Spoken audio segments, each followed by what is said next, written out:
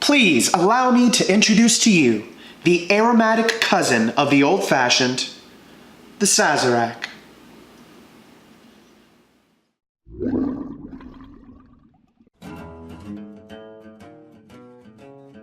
Per usual, the exact origins of cocktails that are this old are a bit murky.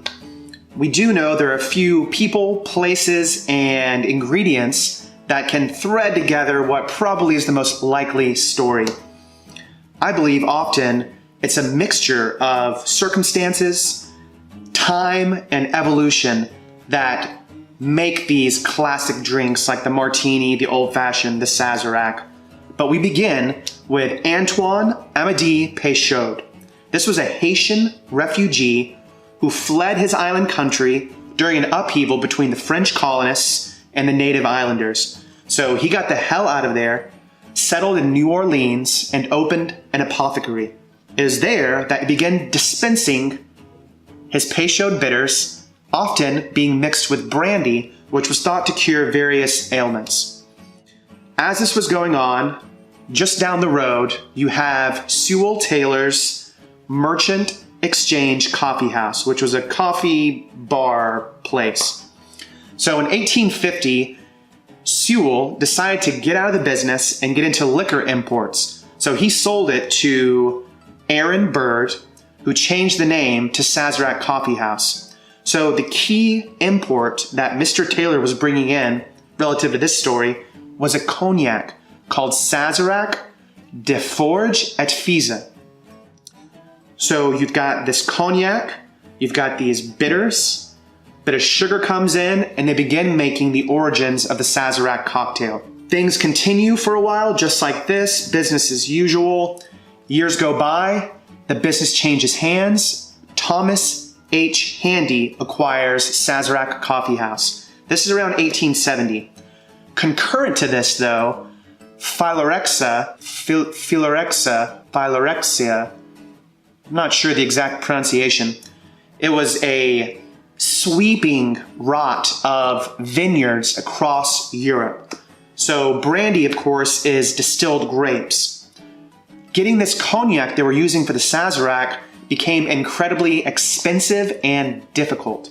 So Thomas Handy decided to switch out the cognac with something that was widely available, rye whiskey. So that is the first time in the 1870s or so, I think 1873, that you see rye whiskey instead of cognac in this drink. The first time that we've seen the Sazerac cocktail written down was in 1908, but the drink was being made prior to that for sure. Either way, now it is the official cocktail of New Orleans, and it is made with Sazerac rye whiskey, which is made by the Sazerac Company, who owns Buffalo Trace Distillery, Peychaud bitters, simple syrup, absinthe, and a lemon zest. Let's go ahead and show you how to build it.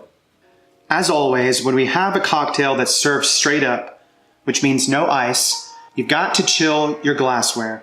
So this has been sitting in the freezer, it's good to go. I'm going to begin this cocktail with an absinthe rinse. So I've got absinthe in here. You can also use herb saint or Pernod, any anise style liqueur will work. I happen to have absinthe in this little atomizer, it's a mister. So I'm gonna spray it, spray the glass, get it nice and aromatic, and then build my cocktail.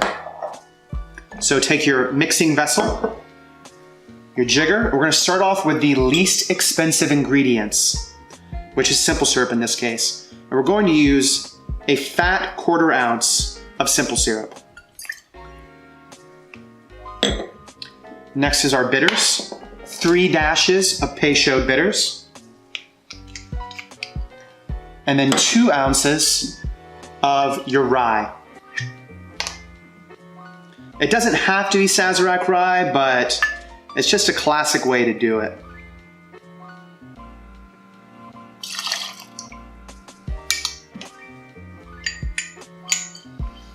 Pretty simple cocktail so far.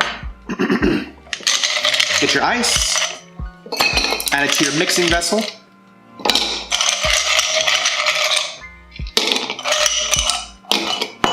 And then we're gonna give it a stir.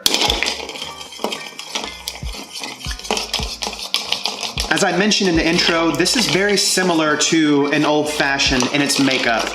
Bitters, a bit of sugar, spirit forward. However, the Sazerac is much more aromatic than its cousin, the old-fashioned. I actually often use this cocktail when I go to new bars to gauge how competent my bartender is. So I ask, can you make a Sazerac? And if they can make a good one, I know that I'm in good hands. So, we've got our drink mixed. Our glass has been rinsed with absinthe. If you don't have a mister, you can just pour in your anise liqueur, swirl it around, and dump out the excess. I like the mister though, it's a bit cleaner and simpler. So, we're good to go. I pour in my drink. That's a very pretty color from the Peychaud bitters. Now, last but not least, lemon zest.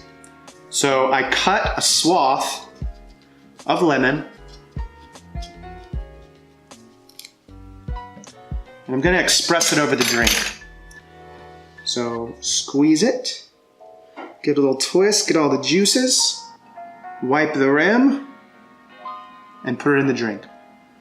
And there you have it, the Sazerac Cocktail. Ooh, the aroma is very, very big and beautiful. Just the way I like it.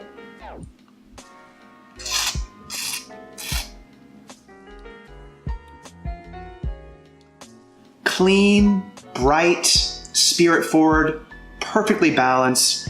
This is a classic for a good reason. Cheers.